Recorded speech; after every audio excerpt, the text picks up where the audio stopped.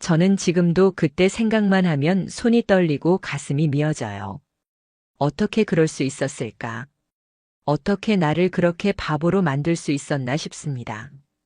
저는 평범한 직장인이고 평범한 가정을 이루고 살고 있었어요. 제 아내는 저보다 2살 어린 전형적인 현모양처 같은 사람이었어요. 남들 보기에는 정말 문제없는 가정이었죠. 그런데 그 평범한 삶이 한순간에 무너졌습니다. 바로 그 인간, 제 아내의 불륜 때문이었어요. 이게 어떻게 시작됐냐면요. 어느 날부터 아내가 출장이 잦아졌어요. 원래 아내는 해외 거래처 담당이라 출장이 있긴 했어요. 그런데 코로나가 끝나고 난 뒤부터 출장이 부쩍 늘어난 거예요. 예전에는 2달에 1번 정도였는데 어느 순간부터는 1달에 1번씩, 심지어 1번 나가면 일주일 넘게 들어오질 않았어요. 저는 처음에는 의심 안 했어요. 회사 일이라고 했으니까요. 해외 거래처 미팅이 많아졌어. 요즘 수출이 늘어서 그런가 봐 이렇게 말하는데 저는 그냥 그렇구나 했죠. 그런데 이상했던 건 출장 갈 때마다 화장이 점점 진해지고 옷차림도 달라졌다는 거예요. 평소에는 단정한 블라우스에 슬랙스를 입던 사람이 갑자기 원피스를 입더라고요. 그것도 몸매가 드러나는 스타일로요. 저는 그래서 그냥 농담처럼 물어봤어요. 출장 가는데 뭘 그렇게 꾸미고 가? 거래처에 소개팅이라도 있어? 그랬더니 아내가 웃으며 외국 나가면 좀 멋 좀 부려야지. 다들 그렇게 입는다더라라고 하더군요. 그때 저는 그냥 웃으며 넘겼어요. 그런데요. 그게 시작이었어요. 출장 다녀온 후에는 꼭 명품이 하나씩 늘어났어요. 처음엔 선물이라며 가방 하나 사왔는데 그 다음엔 시계, 그 다음엔 구두. 저는 회사에서 수고했다고 주는 줄 알았어요. 그런데 이상한 건 그때부터였어요. 카드 내역에 해외 사용 기록이 없는 거예요. 제가 카드 내역을 확인할 일이 있었는데 분명히 해외 갔다 왔다는데 카드 사용이 국내에서만 찍혀 있는 거죠. 그걸 보고 뭔가 이상하다는 생각이 처음 들었습니다. 그래서 물어봤죠. 해외 나가서 카드는 왜 안 썼어? 그랬더니 아내가 당황한 얼굴로 거래처에서 다 계산했어. 나는 현금 조금만 썼어라고 하더군요. 근데 현금을 인출한 기록도 없는 거예요. 그때부터 뭔가 확신이 들었습니다. 이 사람 지금 거짓말하고 있다. 그때부터 저는 아내의 출장 일정을 따로 적어두기 시작했어요. 언제 출국했고 언제 돌아왔는지. 그리고 아내의 여권 사진을 몰래 찍어뒀죠.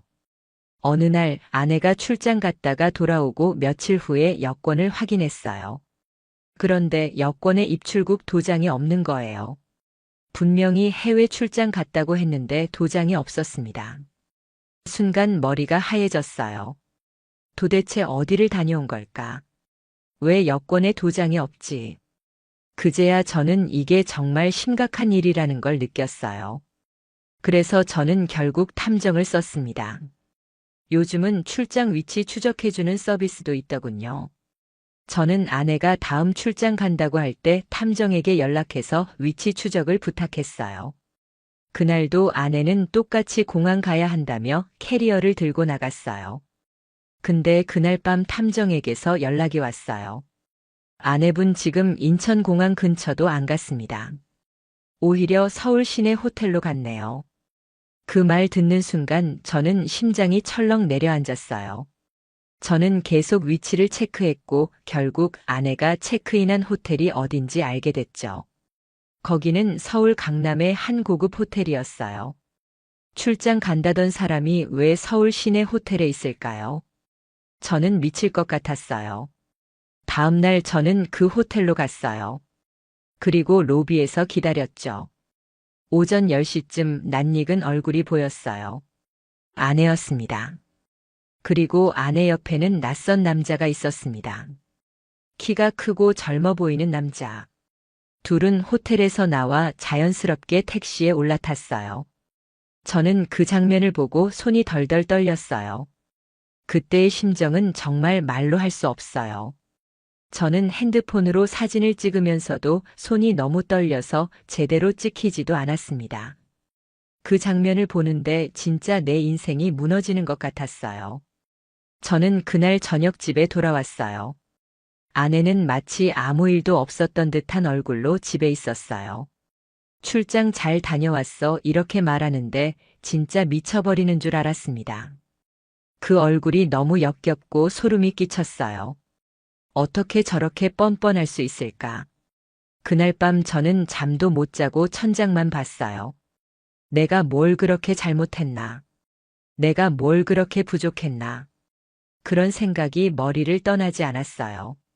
하지만 이제는 증거를 모아야겠다고 생각했어요. 이대로는 안 되겠다 싶었어요. 그래서 저는 다시 탐정에게 부탁했어요. 다음 출장 때는 확실하게 사진이며 영상이며 전부 다 찍어달라고. 그리고 아내의 카드 내역, 계좌 내역도 전부 뒤졌어요. 그때부터 저는 복수를 다짐했습니다. 이 인간들 절대 그냥 안 두겠다고요. 며칠 뒤 아내가 또다시 출장을 간다고 했어요. 이번에도 캐리어를 챙기고 예쁘게 화장하고 아침 일찍 나가더군요. 저는 아무렇지 않은 척 몸 조심해 한마디 했지만 속으로 이를 꽉 물고 있었습니다. 이미 저는 탐정에게 미리 의뢰해뒀거든요. 출국한다고 말한 시간부터 바로 따라가 달라고 했죠. 아내가 집에서 나간 지 2시간이 지나고 탐정에게서 연락이 왔어요. 지금 서울 강남에 있는 같은 호텔로 들어갔습니다. 또 그 남자와 함께입니다. 저는 그 순간 손이 덜덜 떨렸어요.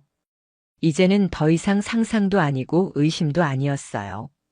이건 명백한 사실이었어요. 아내는 해외 출장이라며 거짓말하고 매번 그 호텔에서 그 남자를 만났던 거예요. 탐정은 호텔 안팎에서 사진과 영상을 모두 찍어줬어요. 둘이 호텔 로비에서 자연스럽게 팔짱 끼고 걷는 모습부터 함께 식사하러 나가는 장면까지. 결정적인 건 둘이 함께 호텔 방으로 들어가는 장면이었어요. 둘이 함께 방으로 사라지는 그 장면을 보는 순간 저는 숨이 막히더군요. 이게 내 아내라는 사실이 믿기지 않았어요. 내가 열심히 일하고 있는 동안, 내 가정을 지키려고 아등바등 살고 있는 동안 내 아내는 이런 짓을 하고 있었구나 싶었어요. 저는 그날 밤 탐정이 보내준 사진과 영상을 수십 번 돌려봤어요. 볼 때마다 피가 거꾸로 솟는 것 같았어요. 차라리 모르는 게 나았나 싶을 정도로 고통스러웠어요. 근데 그럴수록 더 분했어요. 나를 이렇게 기만한 이 인간들을 절대 가만두면 안 되겠다고요. 그래서 저는 변호사 사무실에 바로 예약을 했습니다. 다음 날 변호사에게 증거들을 전부 보여줬어요. 사진, 영상, 카드 내역, 여권 복사본. 변호사는 말하더군요. 이 정도면 상간소송 바로 가능합니다. 이혼소송도 유리하게 진행할 수 있어요. 그 말을 듣는 순간 조금이나마 위안이 됐어요. 법적으로라도 이 인간들을 끝장내야겠다는 생각밖에 없었어요. 그 후로도 저는 계속 자료를 모았어요. 아내의 출장 일정을 기록하고 그때마다 탐정에게 의뢰해서 또 다른 증거들을 모았죠. 그리고 드디어 상간남의 정체도 알게 됐습니다. 회사원도 아니었어요. 그냥 프리랜서 트레이너였어요. 체육관에서 일하다 말고 개인 PT 하던 인간이었어요. 나이도 아내보다 6살이나 어리더군요. 그딴 인간한테 내 아내를 빼앗겼다는 생각에 피가 거꾸로 솟았어요. 그런데 더 기막힌 건요. 아내가 그 인간에게 매번 돈을 주고 있었어요. 카드 내역을 뒤지다가 현금 인출 내역이 일정한 패턴으로 빠져나가는 걸 알게 됐거든요. 알고 보니 그게 그 인간에게 주는 돈이었더군요. 내가 번 돈으로 내 아내가 다른 남자를 만나는 데 썼다는 거. 이게 얼마나 수치스러운 일인지 아시겠어요? 저는 그 사실을 알고는 분노를 넘어선 절망감이 몰려왔어요. 저는 그 자리에서 바로 이혼 소송 서류를 준비했어요. 아내 몰래 모든 절차를 밟았죠. 그리고 상간소송도 함께 걸었습니다. 상간남의 신상도 다 밝혀냈고요. 두 사람의 모든 기록과 정황 증거를 모아서 법원에 제출했습니다. 며칠 뒤 아내에게 이혼 소송 서류가 도착했어요. 저는 일부러 그 순간을 기다렸습니다. 아내가 집에 와서 서류를 열어보는 그 순간, 아내는 당황한 얼굴로 저를 보더군요. 이게 뭐야? 갑자기 무슨 소송이야? 저는 차갑게 말했어요. 너랑 그 인간. 내가 다 알아. 네가 출장 간다던 그 시간에 호텔에서 뭐 했는지 다 봤어. 이제 끝이야. 아내는 그제서야 얼굴이 하얗게 질렸어요. 처음엔 아니야. 오해야라며 발뺌하더니 결국 울기 시작하더군요. 저는 그 눈물에도 아무 감정이 없었어요. 그저 차갑게 쳐다봤어요. 이제 와서 우는 척하지 마. 넌 이미 끝났어. 그날 이후 아내는 저를 피해 다녔어요. 말을 걸지도 않고 아이와도 거리를 두더군요. 저는 그 모습을 보며 한심하다는 생각밖에 안 들었어요. 그렇게 당당하게 바람 피우던 인간이 이제 와서 뭘 어떻게 할 수 있겠어요. 그 후로 상간남에게도 소장이 전달됐어요. 그 인간은 처음에 그런 적 없다며 부인했지만 제가 모아둔 증거를 보여주자 바로 태도를 바꿨습니다. 변호사를 통해 합의하고 싶다며 연락이 왔어요. 위자료를 얼마까지 줄 수 있겠냐고 묻더군요. 저는 그 연락 받자마자 웃음이 나왔어요. 이제 와서? 내가 그렇게 멍청할 줄 알았나. 저는 단호하게 말했어요. 합의 없다. 판결로 끝내겠다. 이제 본격적인 법정 싸움이 시작됐어요. 그 인간들의 얼굴을 법정에서 다시 보게 될 날만 기다리고 있었어요. 아직 끝이 아닙니다. 이 복수는 이제 시작이었거든요. 이혼 소송과 상간 소송이 동시에 시작됐어요. 저는 매일같이 변호사와 연락하며 서류를 준비하고 자료를 정리했어요.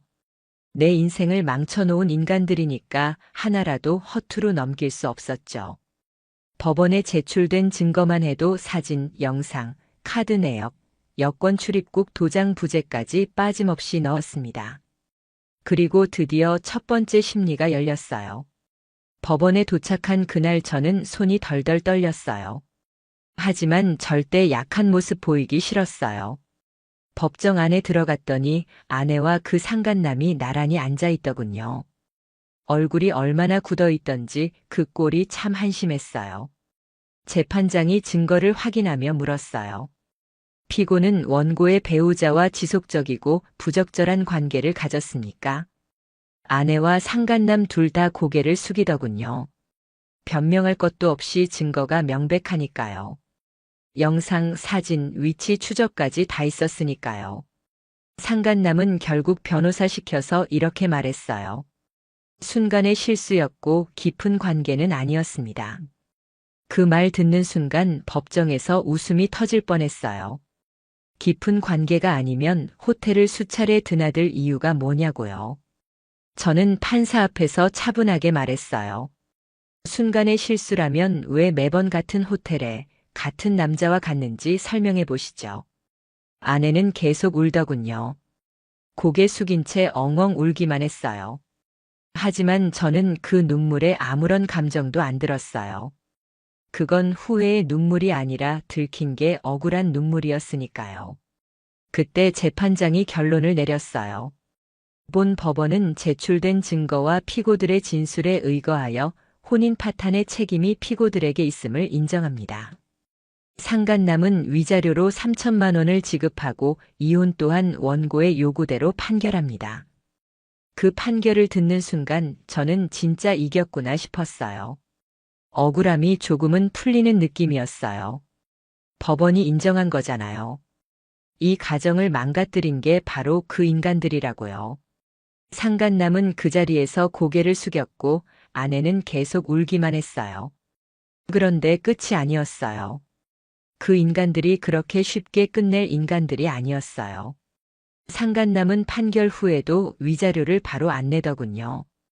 계속 시간을 끌었어요. 그래서 저는 강제 집행 신청했어요. 그 인간의 계좌를 압류하고 소속 헬스장에도 압류 사실을 통보했어요. 결국 상간남의 직장에도 그 소문이 퍼졌고 그 인간은 회사에서 잘렸습니다. 프리랜서 트레이너였는데 이미지가 망가져서 더는 회원도 못 모으고 업계에서도 퇴출당했다더군요. 아내는 이혼 판결 후 친정으로 돌아갔어요. 그런데 친정에서도 냉대받았다고 했어요. 부모님조차 내가 잘못했다며 손절했다더군요. 결국 아내는 직장도 그만두고 친구들도 다 떨어져 나가고 외롭게 살고 있다는 소문이 들려왔어요. 그 소식을 들을 때 저는 아무런 감정이 없었어요. 불쌍하다. 전혀요. 그 인간이 나를 기만하고 내 가정을 뭉개놓은 대가를 받는 것뿐이니까요. 그때 저는 스스로에게 말했어요. 너 끝까지 잘 싸웠다.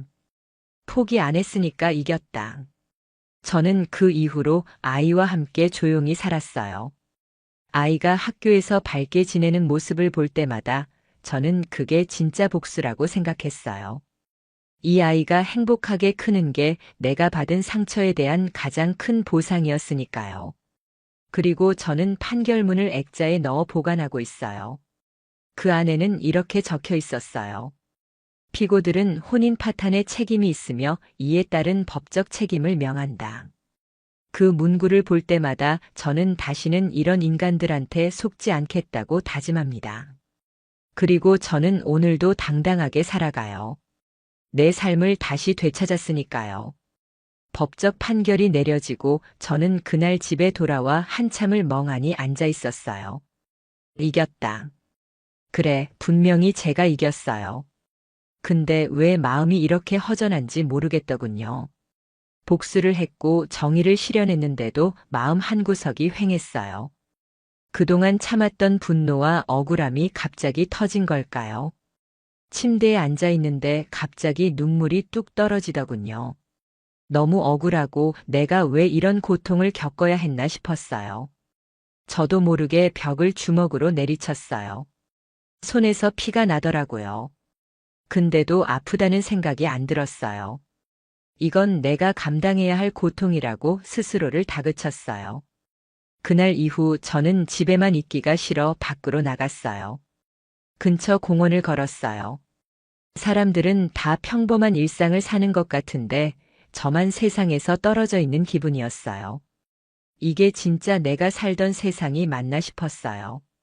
그러다 벤치에 앉아 있는데 어떤 노부부가 손을 꼭 잡고 지나가더군요. 그걸 보는데 괜히 울컥했어요. 저렇게 평생 함께 할 줄 알았는데 나는 뭐였나. 평생 같이 늙어갈 사람이 저런 식으로 나를 배신할 줄은 몰랐으니까요.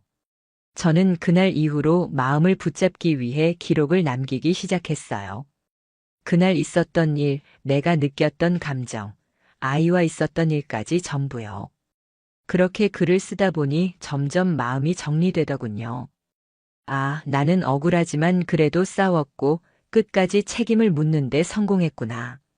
그 사실 하나만으로도 나 자신에게 자부심을 가질 수 있었어요. 한편으로는 상간남에 대한 분노가 아직 남아 있었어요. 법적 책임만으로는 부족했어요. 그 인간이 어떤 삶을 살아가든 평생 죄책감 속에 살게 하고 싶었거든요. 그래서 저는 그 인간의 지인 중 하나에게 일부러 정보를 흘렸어요. 그 인간이 내 아내랑 바람핀 그놈입니다.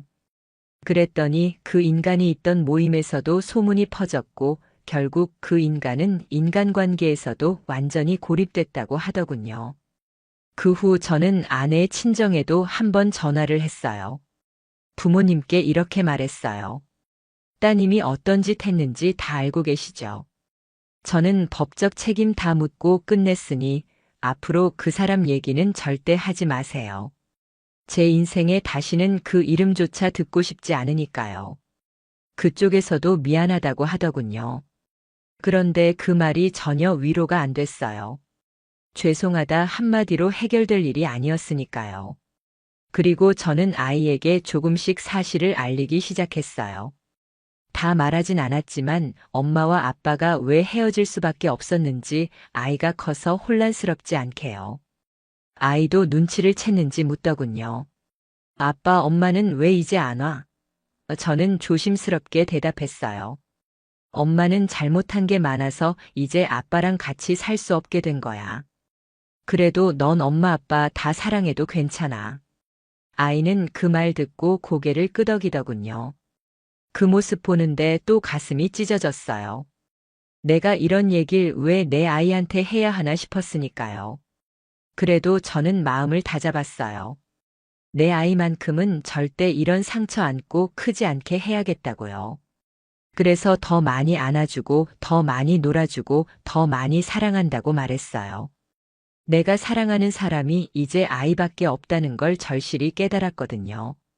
그리고 저는 그때부터 다시 나를 위해 살기 시작했어요.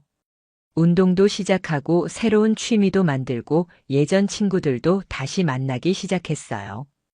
나 스스로를 다시 세워야 했거든요. 나라도 나를 지켜야 하니까요. 이런 모든 과정이 쉽진 않았어요.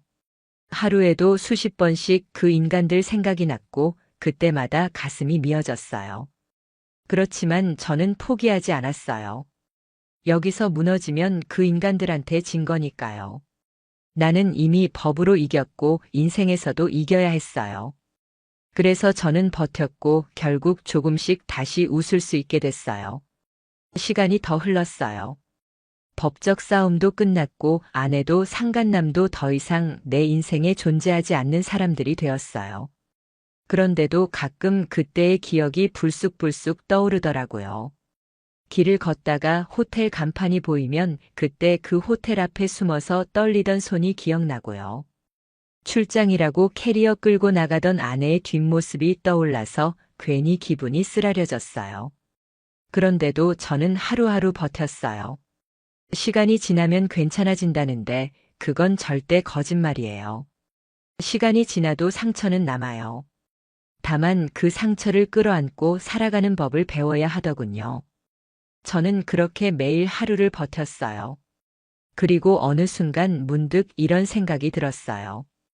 그래도 내가 끝까지 싸웠다는 사실 하나만으로 내가 나를 자랑스러워 해야겠구나. 제가 이 싸움을 포기하지 않았기 때문에 그 인간들은 사회적으로도 법적으로도 책임을 졌어요. 제 가정을 망가뜨린 그 죄값을 피할 수 없었어요. 법원 판결문에도 분명히 적혀 있었죠. 피고들은 원고의 혼인 파탄에 직접적인 책임이 있으며 이에 따라 위자료 지급을 명한다. 이 문장을 저는 몇 번이고 읽었어요. 내 인생이 억울하게 끝나지 않았다는 증거였으니까요. 그리고 저는 다짐했어요. 다시는 어떤 사람도 어떤 감정도 나를 함부로 대하게 두지 않겠다고요. 내가 나를 지키지 않으면 아무도 지켜주지 않더군요. 그래서 저는 매일 거울을 보며 스스로에게 다짐했어요. 너는 끝까지 포기하지 않았고 앞으로도 절대 무너지지 않을 거야. 그렇게 저는 이제 내 삶을 다시 시작했어요. 아이와 함께하는 하루하루가 제겐 가장 큰 복수고 가장 큰 행복이에요. 아이가 학교에서 웃으며 아빠 사랑해라고 말할 때마다 저는 마음 깊이 느껴요. 내가 정말 잘 싸웠구나. 이 아이의 웃음을 지켜내기 위해서라도 절대 무너지면 안 됐구나. 이 모든 과정을 통해 저는 배웠어요. 불륜을 저지른 사람들은 결국 대가를 치르게 돼 있다는 걸요. 법적으로, 사회적으로, 그리고 인생에서. 절대 그 죄값을 피할 수 없어요. 저는 지금도 판결문을 서랍 깊숙이 보관하고 있어요. 그걸 볼 때마다 다시 다짐해요. 그리고 여러분께도 말하고 싶어요. 절대 포기하지 마세요. 끝까지 싸우세요. 그리고 반드시 이겨내세요. 그래야 내가 내 인생의 주인이라는 걸 증명할 수 있습니다. 그게 제가 끝까지 버티고 싸워서 얻은 결론입니다. 여러분, 저처럼 끝까지 포기하지 마세요. 반드시 이길 수 있습니다. 저는 해냈고 여러분도 할 수 있습니다.